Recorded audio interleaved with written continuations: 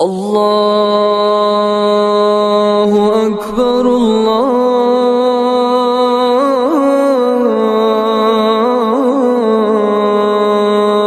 اکبر۔ السلام علیکم ورحمۃ اللہ وبرکاتہ۔ رفیقان ملت اسلامیہ، میرے عزیز بھائیوں، اللہ جل جلالہ نے چاند کو سراپا نور اور اپنی قدرت کی ایک واضح نشانی بنائی ہے۔ یہ خدائے عز و جل کی مخلوقات میں سے ایک عظیم الشان مخلوق ہے۔ چاند اللہ تعالی کی کامل قدرت اور اس کے بلیغ حکمت و علم پر دلالت کرنے والا ہے۔ اس کے نام پر باری تعالی نے قرآن کریم کی ایک سورہ کا نام رکھا ہے اور اپنی کتاب میں 28 مقامات پر اس کا تذکرہ کیا ہے، اور اس کی اہمیت کو پختہ کرنے اور اس کے عظیم نفع کو واضح کرنے کے لیے اس کی قسم کھائی ہے۔ چنانچہ اللہ سبحانہ و تعالی کا ارشاد ہے، کلا والقمر، آگاہ ہو جاؤ، قسم ہے چاند کی۔ ایک دوسری آیت میں خدائے عز و جل کا فرمان ہے، والقمر اذا اتسق، اور چاند کی قسم جب وہ بالکل پورا ہو جائے۔ میرے دوستو، چاند اپنی بناوٹ میں انوکھا اور اپنی چمک دمک میں انتہائی حسین و جمیل ہے۔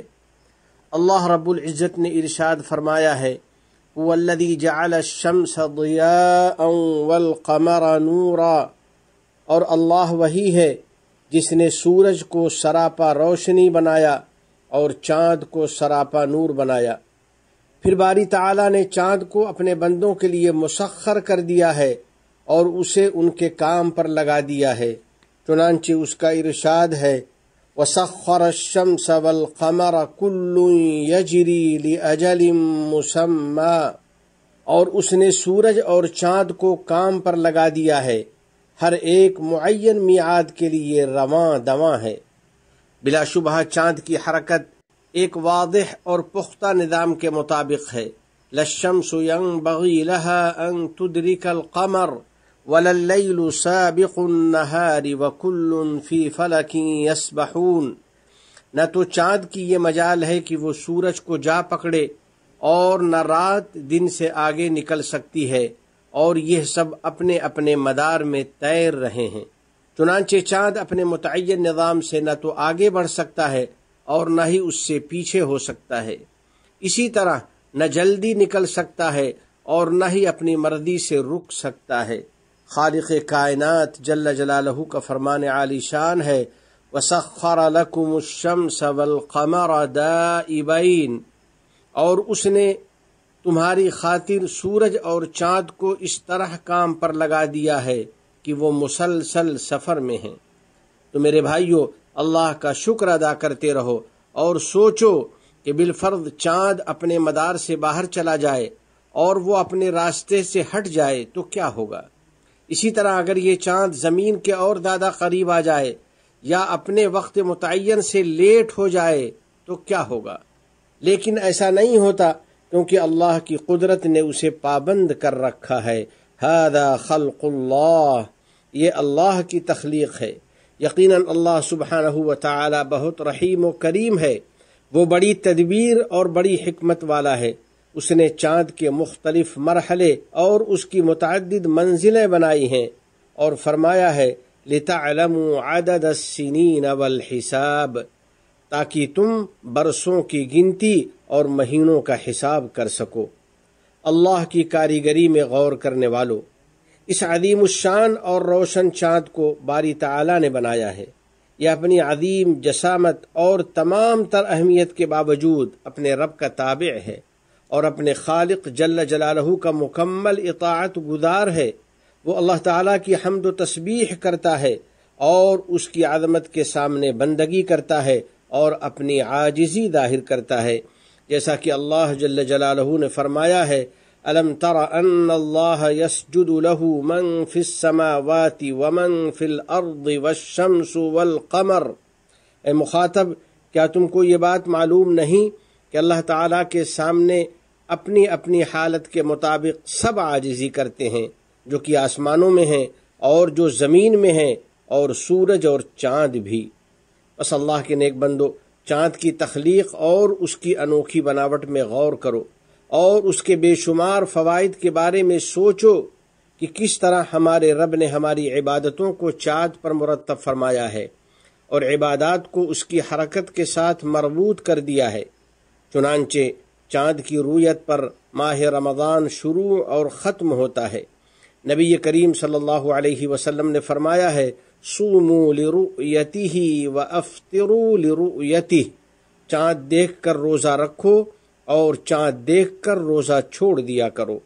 چاند گرہن پر نماز کسوف مشروع کی گئی ہے اور چاند کے بدر کامل ہونے سے ایام بیض کا علم ہوتا ہے، جن میں رسول اکرم صلی اللہ علیہ وسلم نے ہمارے لیے 3 دنوں کا روزہ مشروع فرمایا ہے۔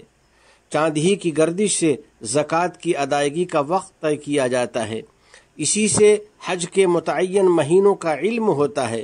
خدا عز و جل نے فرمایا ہے، یسألونک عن الأہلہ قل ہی مواقیت للناس والحج، لوگ آپ سے مہینوں کی ابتدا میں نکلنے والے چاند کے بارے میں پوچھتے ہیں، آپ انہیں بتا دیجئے کہ یہ لوگوں کے مختلف معاملات اور حج کے اوقات متعین کرنے کے لیے ہیں۔ اللہ کی قدرت و صنعت میں غور کرنے والوں، چاند کے طلوع و غروب میں اور اس کے ہلال کی صورت میں نکلنے پھر بدر کامل ہونے میں عبرت کی نگاہ ڈالو۔ اسی طرح اس کے باریک ہونے پھر مکمل ہونے میں اور ایک حالت سے دوسری حالت تک منتقل ہونے میں غور و فکر کرو۔ خدا عز و جل کا فرمان ہے، والقمر قدرناہ منازل حتی عاد کالعرجون القدیم، اور چاند ہے کہ ہم نے اس کی منزلیں ناپ تول کر مقرر کر دی ہیں، یہاں تک کہ وہ جب ان منزلوں کے دورے سے لوٹ کر آتا ہے تو کھجور کی پرانی ٹہنی کی طرح پتلا ہو کر رہ جاتا ہے۔ در حقیقت چاند کی کیفیت انسان کی زندگی کے بالکل مشابہ ہے، چنانچہ چاند کی طرح انسان بھی پیدائش کے وقت کمزور اور چھوٹا سا ہوتا ہے، پھر مضبوط اور بڑا ہو جاتا ہے اور اپنی زندگی میں کمزوری اور طاقت کے مرحلوں میں گزرتا رہتا ہے۔ بہرحال میرے دوستو، چاند میں بہت ساری عبرتیں ہیں۔ آپ حضرات نیا چاند دیکھنے کے وقت نبی کریم صلی اللہ علیہ وسلم کی اس دعا کا اہتمام کیا کریں، اللہم اہلہ علینا بالامن والایمان والسلامت والاسلام والتوفیق لما تحب وترضى ربنا وربک اللہ۔ اے اللہ، ہمارے لیے امن و ایمان اور سلامتی و اسلام کا چاند بنا دے اور اپنی رضامندی کی توفیق کا چاند بنا دے۔ اے چاند، تیرا رب اور میرا رب اللہ ہی ہے۔ اور سورہ فلق پڑھ کر اندھیری رات کے شر سے اللہ کی پناہ چاہا کریں، من شر غاسق اذا وقب، اور اندھیری رات کے شر سے جب وہ پھیل جائے، یعنی ہر اس آفت اور برائی سے جو چاند کے غائب ہونے کے وقت ظاہر ہوتی ہے۔ اور اس سلسلے میں نبی کریم صلی اللہ علیہ وسلم کے معمول مبارک کی پیروی کریں، کیونکہ آپ صلی اللہ علیہ وسلم نے چاند کی طرف اشارہ کر کے ام المؤمنین سیدہ عائشہ رضی اللہ تعالی عنہا سے فرمایا، یا عائشہ استعیذی باللہ من شر هذا، واشار الی القمر فإن هذا هو الغاسق اذا وقب۔ اے عائشہ، اس کے شر سے اللہ کی پناہ چاہو، یعنی اس کے چھپنے کے وقت جو اندھیرا پھیلتا ہے اس کے شر سے اللہ کی پناہ چاہو۔ کائنات میں غور و فکر کرنے والوں، آج کائناتی علم بہت زیادہ ترقی کر چکا ہے اور اس میدان میں امارات نے بہت زیادہ سائنسی تحقیق کی ہے اور اس موضوع پر بہت کچھ دریافت کیا ہے، جس کی بدولت ریسرچ کرنے والوں کو تحریک ملتی ہے اور ان کے ذہنوں کو ترغیب ملتی ہے اور مومنوں کے ایمان میں مزید اضافہ ہوتا ہے۔ یا اللہ، اپنی کائنات کی نشانیوں میں ہمیں غور کرنے والا اور اپنی عظیم نعمتوں پر شکر کرنے والا بنا دے، اور اپنی ذات بابرکات اور اپنی عظیم سلطنت پر ایمان و یقین رکھنے والا بنا دے، نیز اپنے اس فرمان پر عمل کی توفیق عطا فرما دے۔ یا ایھا الذین آمنوا اطیعوا اللہ واطیعوا الرسول واولی الامر منکم، اے ایمان والو اللہ کی اطاعت کرو اور اس کے رسول کی بھی اطاعت کرو، اور تم میں جو صاحب اختیار ہوں ان کی بھی اطاعت کرو۔ میرے نمازی بھائیوں اور عزیز دوستو، بلا شبہ چاند کی لمبائی و چوڑائی اور اس کی بڑائی اور انوکھی بناوٹ ان چیزوں میں ہے جس میں غور کرنے سے بندے کا ایمان مضبوط ہوتا ہے اور اپنے رب کے وجود اور اس کی عظمت پر اس کا یقین پختہ ہوتا ہے۔ چاند کو ایسے وقت میں دیکھنا جبکہ وہ بدر کامل ہو چکا ہو اور اس کا حسن و جمال مکمل ہو چکا ہو، یہ دیکھنا ہمیں ایک ہیبت ناک دن کی یاد دہانی کراتا ہے اور جنت کی عظیم الشان نعمتوں کی بھی یاد دلاتا ہے، جس کے بارے میں رسول اکرم صلی اللہ علیہ وسلم نے ہمیں اس طرح بشارت دی ہے: ان اول زمرۃ يدخلون الجنۃ علی صورۃ القمر لیلۃ البدر ثم الذین یلونہم علی اشد کوکب دری فی السماء اضاءۃ۔ سب سے پہلا گروہ جو جنت میں داخل ہوگا ان کے چہرے 14ویں رات کے چاند کی طرح روشن ہوں گے۔ پھر جو لوگ ان کے بعد داخل ہوں گے ان کے چہرے آسمان پر موتی کی طرح چمکنے والے سب سے زیادہ چمکدار ستارے کی طرح روشن ہوں گے۔ ان کے چہرے چمک رہے ہوں گے اور ان کے دل خوشی و مسرت سے لبریز ہوں گے، اور وہ لوگ اپنے رب کے دیدار کے مشتاق ہوں گے۔ وجوہ یومئذ ناظرہ الی ربها ناظرہ، اس دن بہت سے چہرے شاداب ہوں گے، اپنے رب کی طرف دیکھ رہے ہوں گے۔